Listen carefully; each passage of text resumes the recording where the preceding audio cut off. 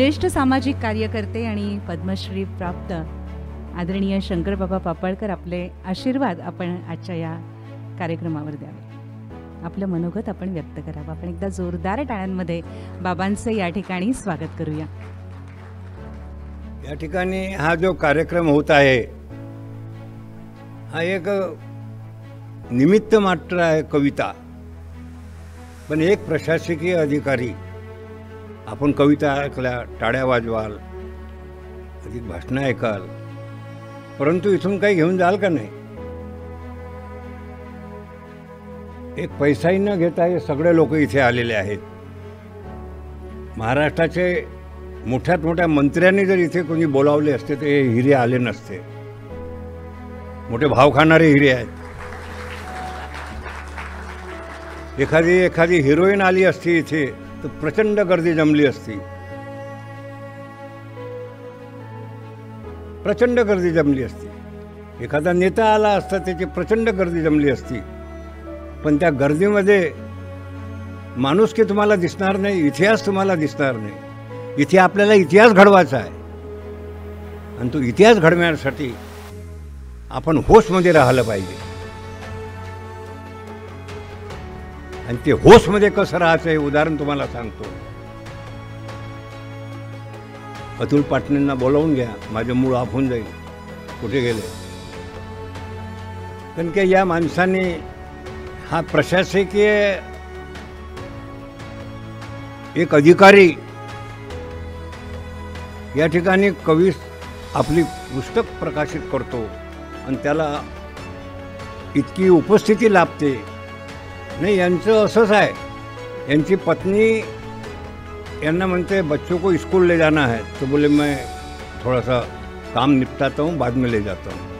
मग यांची म्हणते भाई आज कॉलेज में लड़का जा रहा है, उसको गाड़ी में छोड़ दो.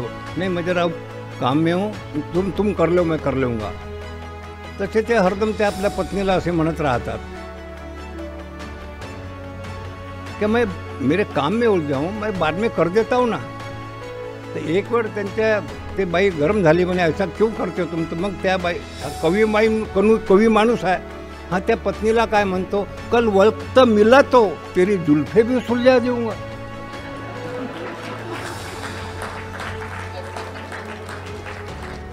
कल वक्त मिला तो तेरी जुल्फों भी सुलझा दूंगा, आज उलझाऊ मैं वक्त में सुलझाने में.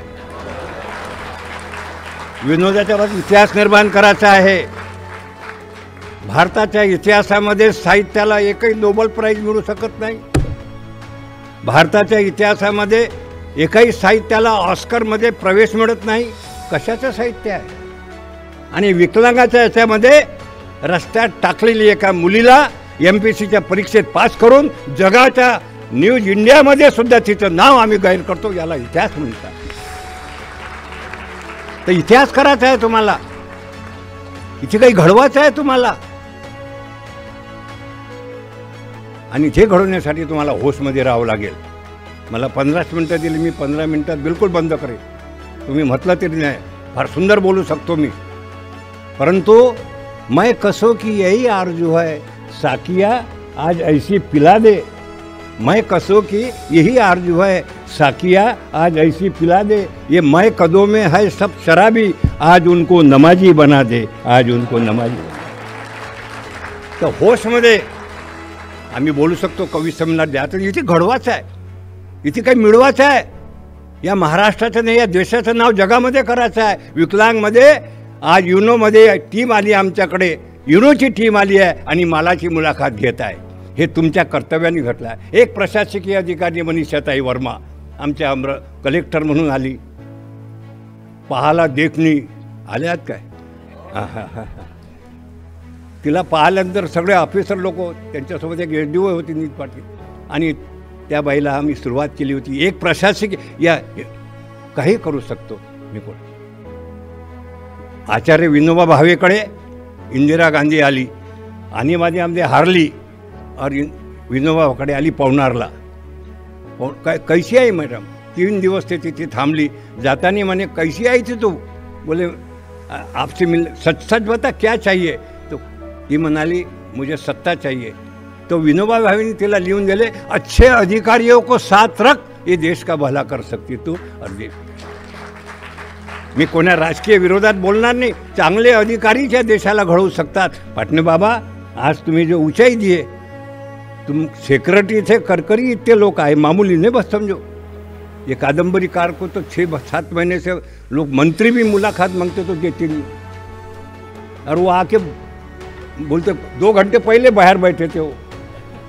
अब वह कैसा पानीपत करते अपने भाषण में देखना, जाना मत. तर मुल्ला तर हे होशमध्ये आहे का? मुल्ला नसरुद्दीनला फार विद्वान होता. शेरो शायरी, कविता, रामायण सगळं स्वागत होता. तो इतका विद्वान होता तो, ज्याची कल्पना तुम्ही करू शकत नाही.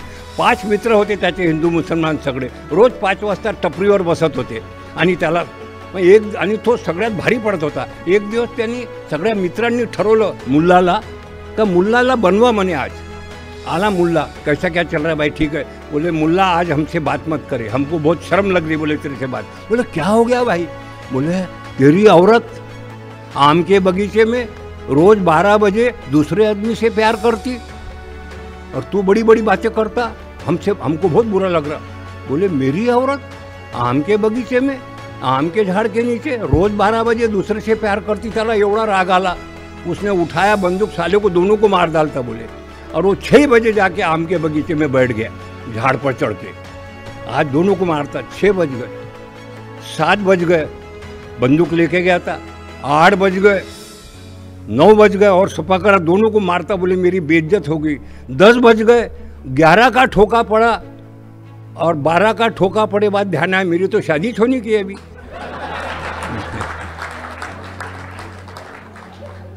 वो नीचे उतर के आया, क्यों रे सालो झूठ क्यों बोले रे, मेरी तो अरे साले होश में रहे ना. तर माय बाप होशमध्ये राहा, होशमध्ये राहा. होशमध्ये राहते त्या कल्याण इतिहास घडवायचा आहे. मी यांना आवाहन करतो, असं साहित्य निर्माण करा की जगामध्ये ऑस्कर मिळाला पाहिजे. असं साहित्य निर्माण करा तर नोबेल प्राईज मिळाला पाहिजे. आज एखादा हिंदी हिरो आला असता तर काय गर्दी, पण किती माणुसकीनी इथे माणसं दिसत आहेत मला. आणि या दृष्टिकोनातून एक फार ज्वलंत उदाहरण दाखवतो कवितेचं. पाटणे बाबा मैं आता नहीं था, बहुत भाव खाता मैं भी. मैं कपडे धोने वाला आदमी था, बचपन में कपडे धोता था मैं. तर लहानपणी मी कपडे धुत होतो आणि कपडे धुता धुता इतकी गरिबी होती माझी का सांगू शकत नाही. मला 3 बहिणी होत्या. आज खूप खुश आहे मी साहेब. आज माझ्या बहिणीला अभिमान वाटेल माझा. आणि मी कपडे, पण माझ्या बहिणी सुंदर होत्या पाहिल्या. गरिबी खूप होती. आई वडील मी कपडे धुत होतो. कपडे धुता धुता दिवाळीच्या दिवशी माझ्या 3 बहिणी बाहेर जात नव्हत्या, गरिबी होत्या पण आतमध्ये राहत होत्या. आम्ही गाडगेबाबाच्या विचारसरणीचे लोक आहे.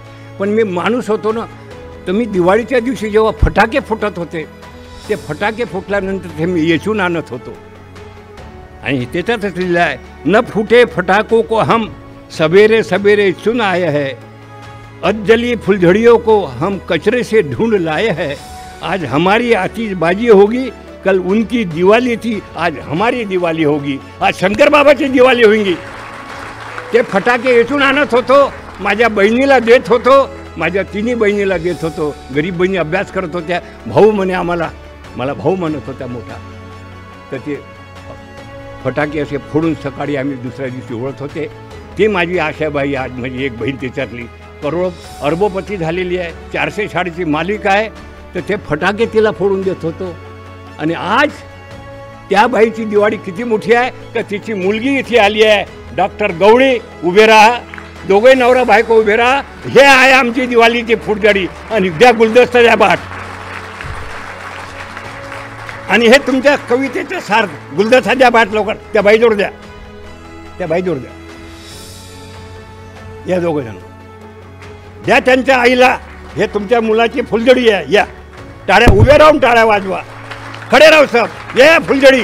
हा आहे कवी.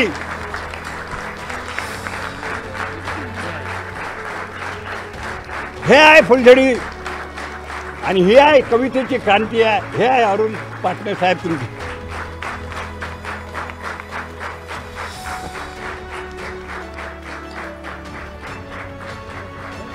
याच्यापेक्षा सत्य काय, याला म्हणतात साहित्य. आणि हे वाचून मी या ठिकाणी आलो. आणि हे वाचून मी आलो. त्याचप्रमाणे आहे त्यांची जे मुस्कुराहट है, उनकी बातचीत का लहजा है, उनकी आंखों की जो रौनक है, ये रौनक के अंदर मेरे बहू का बहुत बड़ा हाथ है. म्हणून महाराष्ट्र के उनका भी सत्कार मैं यांचं लय कौतुक होते. बहुत भारी आदमी है वो.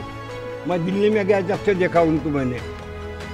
हाँ, मेरा भाषण नहीं करता, ये तो सत्यता तो मेरे सामने रहते आहे. ज्या माऊलीने यांना उभं केलं त्यांनी आपली जी कविता आहे हे शिकण्यालायक आहे. साहित्य लोकांनी आपल्या आईची प्रेरणा दाखवली. त्याचप्रमाणे त्यांनी लिहिलं आहे की मेरी औरत नहीं रहती तो मैं लिख नहीं सकता था. आणि प्रेमाचं जे फाजर आहे ते प्रेमाचं फाजर लेखणीच्या रूपाने आणि चेहऱ्याच्या रूपाने तुमच्या समोर दिसत आहे. म्हणून जोरदार टाळ्या वाजवा. आणि भारत गणेशपुरीला विनंती करतो, या विनोदाच्या बादशाला विनंती करतो की माझ्या सुनबाईचं गुलदस्ता देऊन स्वागत करा.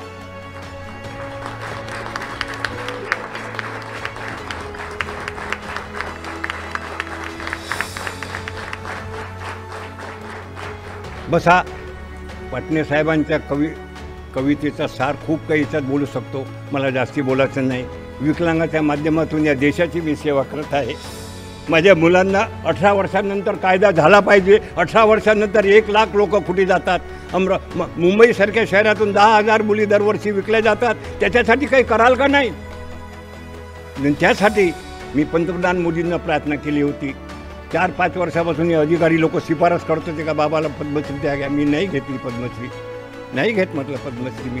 आणि त्यानंतर 25 तारखेला जानेवारीला पंतप्रधान कार्यालयातून फोन आला की 18 वर्षानंतर तुमच्या मुलांसाठी आम्ही कायदा करू आणि मरेपर्यंत रिमांडमध्येच राहू देऊ असा आम्ही कायदा करू. म्हणून हे मी पद्मश्री घेतलेली आहे. आणि हा कायदा झाला पाहिजे. हा कायदा झाल्याने 1 लाख मुली कुठे जात असते. मी तुम्हाला रडवू शकतो पण या ठिकाणी नाही. आनंदाचा क्षण आहे.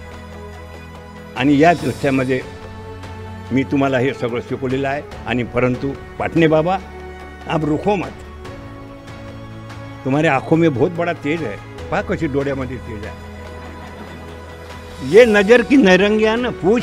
यांची सुनबाई खूप हसून झाली आहे त्यांना पाहून.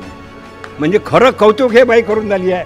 फार सुंदर शेर आहे पाटील साहेब सगळ्या साहित्यकारांना. ये नजर की नैरंग्या ना पूछ, ये नजर हकीकत में वो नजर है. ये नज़र की नैरंगिया ना पूछ, ये नज़र हकीकत में वो नज़र है जो उठे तो बिजली पना मागे, झुके तो आलम तबाह कर दे.